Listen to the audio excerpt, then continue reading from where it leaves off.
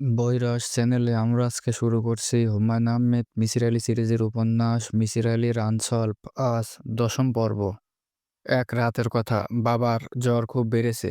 তিনি সিন্দুকের উপর ঝিম ধরে বসে আছেন। হঠাৎ আমাকে কাছে ডাকলেন। আমি তার কাছে গেলাম।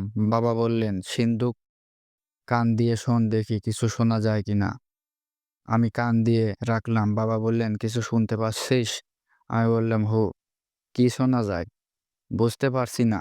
বাবা বললেন, সিন্দুকের ভেতর কেউ কি নুপুর পায়ে হাঁটে? আমি বললাম, হা। বাবা বললেন, ভালো মতো শোন। পরিষ্কার করে ফুল হা বা না। আমার সময় শেষ। তোকে সিন্দুকের দায়িত্ব বুঝাইয়া দেওয়ার সময় হয়ে গেছে। দায়িত্ব বুঝাইয়া দিতে পারলে আমার মুক্তি, তার আগে মুক্তি নাই। কি শোনা যায় বল? আমি বললাম, নুপুর পায়ে সিন্দুকের ভেতর কেউ হাঁটছে, থেমে থেমে হাঁটে। বাবা বললেন, এখন বুঝতে পেরেছিস কেন আমি সিন্দুকে কান দিয়ে থাকি? বুঝতে পারছি। সিন্দুক খোলো দেখি ভেতরে কি। বাবা রাগী গলায় বললেন, সিন্দুক খোলার নাম মুখেও নিবি না। আমার বাপজান মৃত্যুর সময় সিন্দুকের দায়িত্ব আমার কাছে দিয়েছিলেন। বলেছেন যেন কখনো সিন্দুক না খুলি। আমি খুলি নাই, তুইও খুলবি না। সিন্দুকের চাবি সারা জীবন সঙ্গে রাখবি।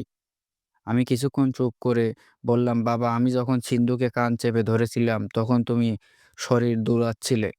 শরীর দুলানোর জন্য সিন্দুকের চাবি ঠুকঠাক হয়ে নুপুরের মতো শব্দ হয়েছে। বাবা বললেন, হ্যাঁ ঠিক আছে, তোর বুদ্ধি মাশাআল্লাহ খুবই ভালো। আমার মৃত্যুর পর সিন্দুকে কান চেপে ধরবি। যখনই সময় পাবি তখনই ধরবি। নানান ধরনের শব্দ শুনবি। কিশোরী মেয়ে মানুষের গলা, মেয়ে মানুষের হাসি। প্রশ্ন করলে মাঝে মাঝে জবাব পাবি। শুধু একটাই কথা, সিন্দুক খুলবি না।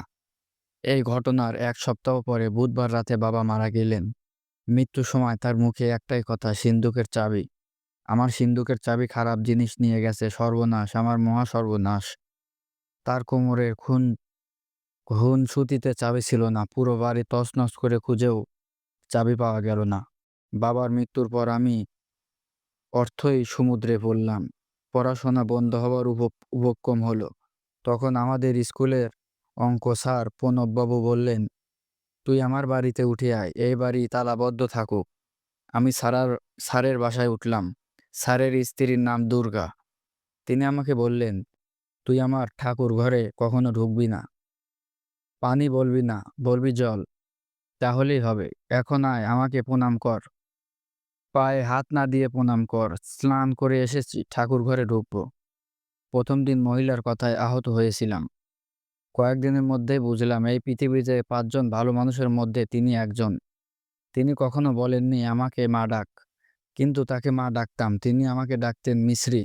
তার মৃত্যুর পর আমি মুখোঙ্গি করি, কারণ তিনি বলে গিয়েছিলেন, মৃত্যুর পর মুসলমান বন্ধু পুলাটা যেন আমার মুগনি করে। তাদের পরিবার কঠিন নিরামষই ছিল। আমাকে নিরামিষ খাবার খেতে হতো। আমার আমিষ খাওয়ার অভ্যাস যেন নষ্ট না হয়ে যায়, এই জন্য মা আমাকে আলাদা হাঁড়িতে মাঝে মধ্যে ডিম রান্না করে দিতেন। আমার মায়ের গল্প আলাদাভাবে আরেকদিন বলবো। আমার আনসলভের খাতায় ওনার একটা ছোট্ট অংশ আছে। উনি প্রতি অমাবস্যায় অপদেবতাদের ভোগ দিতেন। বাড়ির পেছনের জঙ্গলে একটা শেওড়া গাছের নিচে কলা পাতায় করে গাজর মাছ পুড়িয়ে দিতেন। তিনি বলতেন, ভোগ দেওয়ার কিছুক্ষণের মধ্যেই একজন অপদেবতা ভোগ গ্রহণ করার জন্য আসতেন। সেই অপদেবতার চোখ নেই, তার পুরো শরীর মাংস পোড়ার গন্ধ। একদিন আমি মার সঙ্গে অপদেবতাকে ভোগ দিতে গিয়েছিলাম। আচ্ছা, এই অংশটা বাদ। আমি আজ বরং সিন্দুকের গল্পটাই করি। আমি স্কুল ছুটির দিনে নিজের বসতবাড়িতে যেতাম। বাড়ি তালাবদ্ধ থাকতো। তালা খুলে ঘর ঝাড় দিতাম। এখন বেশ কিছু সময় সিন্দুক কান লাগিয়ে বসে থাকতাম। সিন্দুকের ভেতর কোনো আওয়াজ আসতো না, আসবে না জানতাম, তারপরেও কান লাগিয়ে থাকতাম। একদিনের কথা, সিন্দুকে কান লাগিয়ে বসে আছি। হঠাৎ শুনলাম রিনরিনে মেয়েদের গলায় কেউ বলল, এই আমি, এই। আতঙ্কে আমার শরীর প্রায় জমে গেল। আমি ছিটকে দূরে সরে গেলাম। মনে হচ্ছে সিন্দুকটা সামান্য নড়ছে। কেউ একজন প্রাণপণ চেষ্টা করছে ভেতর থেকে সিন্দুকের ডালা খোলার। কেউ একজন বন্দী হয়ে আছে, বের হবার চেষ্টা করছে। দৌড়ে পুনঃ স্যারের বাড়িতে চলে গেলাম। ঘর তালাবদ্ধ করার কারণে কথা মনে হলো না। সেদিন এতই ভয় পেয়েছিলাম যে রাতে জ্বর এসে গিয়েছিল। জুড়ের ঘরে কানের কাছে সারাক্ষণ কেউ একজন বলছিল, "এই, এই, এই, এই, আমি, এই।" পরের সপ্তাহে আবার গেলাম। সিন্ধুকে কান লাগানো মাত্র শুনলাম, "এই, এই, এই।" আমি বললাম, "আপনি কে?" উত্তর শুনলাম, "আমি।" "আপনার নাম কি?" "আমি।" সিন্ধুকের ভেতরে কিভাবে ঢুকলেন? উত্তরে সেই পুরনো শব্দ, "আমি।" তবে শব্দ স্পষ্ট। ইলেকট্রিসিটি চলে এসেছে। মিসির আলি ফু দিয়ে বাতি নেভালেন। তাকিয়ে দেখি মিসির আলির কপালে ঘাম। তিনি এখনো গল্পের ভেতর আছেন। যেন চোখের সামনে সিন্দুক দেখছেন। আমি বললাম, "মিসির আলি সাহেব, ভাই এটা কি অডিটরি হ্যালুসিনেশন হতে পারে?" "হ্যাঁ, হতে পারে। সিন্দুক নিয়ে আমার কিশোর মনে প্রবল কৌতূহল থেকে ঘোর তৈরি হতে পারে। তবে তা ঘোর ছিল না।" "কিভাবে বুঝলেন ঘোর ছিল না?" "আমি আমার মাকে অর্থাৎ প্রণব স্যারের স্ত্রীকে বাড়িতে এনেছিলাম। তাকে বললাম সিন্দুকে কান রাখতে। তিনি কিছু শোনেন কি না তিনি কান রাখলেন এবং অবাক হয়ে বললেন, 'বাচ্চা একটা মেয়ে বলছে আমি। ঘটনা কি রে?' আমি বললাম, 'জানি না।' মা বললেন, 'এর চাবি কই? চাবি আন, সিন্দুক খুলব।' আমি বললাম, 'চাবি নাই, চাবি হারিয়ে গেছে।' মা বললেন, 'আমার ধারণা সিন্দুক অনেক ধনরত্ন আছে। ধনরত্ন পাহারা দেবার জন্য বাচ্চা কোনো মেয়েকে সিন্দুকের ভেতরে ঢুকিয়ে তালাবদ্ধ করে দেওয়া হয়েছে। মেয়েটা যা করা হয়েছে, আগেকার মানুষদের বিশ্বাস ছিল ধনরত্ন পাহারা দেয়। মিস্ত্রি দিয়ে সিন্দুক খোলা দরকার, কিন্তু সেটা ঠিক হবে না।' ঠিক হবে না কেন? চারিদিকে জানাজানি হবে। সিন্দুক খুলতে হবে গোপনে। মিসির আলি সিগারেট ধরাতে বললেন, "আমি যখন ক্লাস 8 এ পড়ি তখন সিন্দুকের চাবির সন্ধান পাই।" "কিভাবে পান?" নিজেই চিন্তা করে বের করি চাবিটা কোথায় থাকতে পারে। চাবি সেখানে পাওয়া যায়। লজিক্যাল ডিডাকশন কিভাবে করলাম আপনাকে বলি। চাবি দুটা বাবার কোমরের ঘনছুটিতে বাঁধা থাকতো। কাজেই চাবি পড়ে যাওয়ার প্রশ্নই ওঠে না।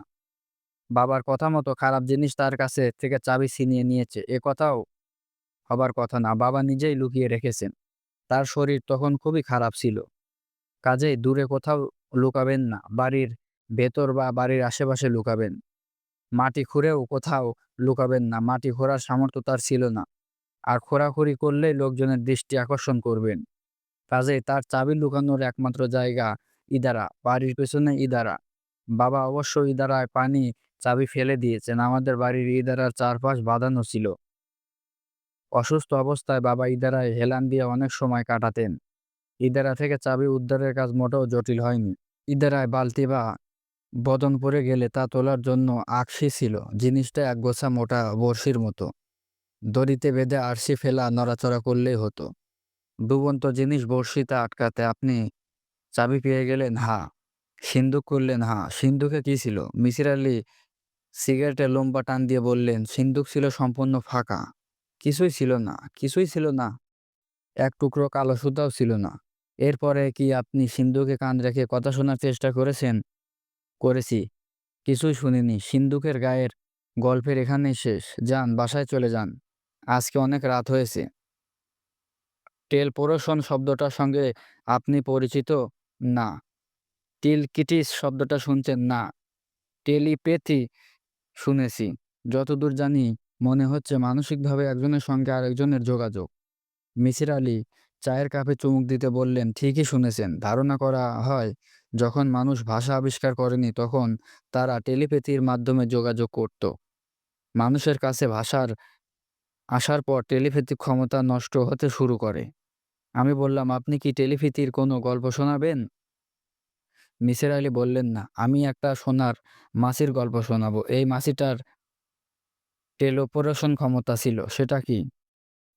মিসির আলি বললেন, মনে করুন আমার এই চায়ের কাপটা বিছানায় রাখলাম। হাত দিয়ে ধরলাম না, মানসিক ক্ষমতা প্রয়োগ করলাম। কাপটা আস্তে আমার দিকে আসতে শুরু করলো। একে বলে টেলিকিনেসিস। আবার মনে করুন কাপটা বিছানাতেই আছে। হঠাৎ দেখা গেল কাপটা টেবিলে। একে টেলিপোরেশন সায়েন্স ফিকশন পাই দেখা যায়। এলিয়েনরা একটা জায়গা থেকে অদৃশ্য হয়ে অন্য জায়গায় উদয় হয়। পড়ছেন না এই ধরনের গল্প? পড়েছি। ল্যারি লিভানের উইন্ড অব দ্য স্কাই বইটিতে আছে। মিসির আলি বলছেন, ম্যাজিশিয়ানরা টেলিকিনেসিস এবং টেলিপোর্টেশন ২ ধরনের খেলাটাই দেখান। মঞ্চের দু'প্রান্তে দুটো কাঠের খালি বাক্স রাখা হয়। রূপবতী এক তরুণী একটা বক্সে ঢুকলেন, বাক্স তালা দিয়ে দেওয়া হলো। তালা খুলে দেখা গেল মেয়েটি নাই। সে অন্য বাক্স থেকে বের হলো। চমৎকার মেজে, কিন্তু কৌশলটা অতি সহজ। আমি আগ্রহ নিয়ে বললাম, কৌশলটা কি? মিসির আলি বললেন, সেটা আপনাকে বলবো না। আপনাকে কৌশল বলে দেওয়ার অর্থ চমৎকার একটা ম্যাজিকের রহস্য নষ্ট করা। কাজটা ঠিক না। বরং সোনার মাছের গল্প শুনুন। মিসির আলি বাড়িতে এসেছি নিমন্ত্রণ অতিথি হয়ে। রাতে বিশেষ কোনো খাবার খাবো, যা খেয়ে মিসির আলি আনন্দ পেয়েছেন। তিনি আমাকে সেই আনন্দ দিতে চান। তিনি খুলনার একটা কাজের ছেলে রেখেছেন। বয়স ১৩-১৪। নাম জামাল। এই ছেলেটি রান্নায় ওস্তাদ। আজ সে রাঁধবে কলার মোচা এবং কিছু চিংড়ি দিয়ে এক ধরনের ভাজি, কাঁচামরিচ এবং পেঁয়াজের রস দিয়ে মুরগি। মিসির আলির ধারণা, পৃথিবীর যেকোনো শ্রেষ্ঠ খাবারের তালিকায় এই ২টি আইটেম থাকা উচিত। আমি বললাম, জামাল ছেলেটাকে বেতন যা দিচ্ছেন তা আরও বাড়িয়ে দিন, যাতে সে থেকে যায়, ২ দিন পর পর চলে না যায়। মিসির আলি বললেন, বেতন যতই বাড়ানো হোক, এই ছেলে থাকবে না। আমার টেলিভিশনটা চুরি করে পালাবে। কিভাবে বুঝলেন? মিসির আলি বললেন, ওর দৃষ্টিতে চোর ভাব প্রবল। সে টেলিভিশনের দিকে তাকায় চোরের দৃষ্টিতে। টেলিভিশন প্রোগ্রাম দেখার প্রতি তার আগ্রহ নেই। বন্ধ টেলিভিশনটা সে প্রায়ই চোখ সরু করে দেখে। চুরি যদিও নাও করে, বেতনও যদি বাড়ায়, তারপরেও সে বেশিদিন থাকবে না। কেন বলবো? বলুন।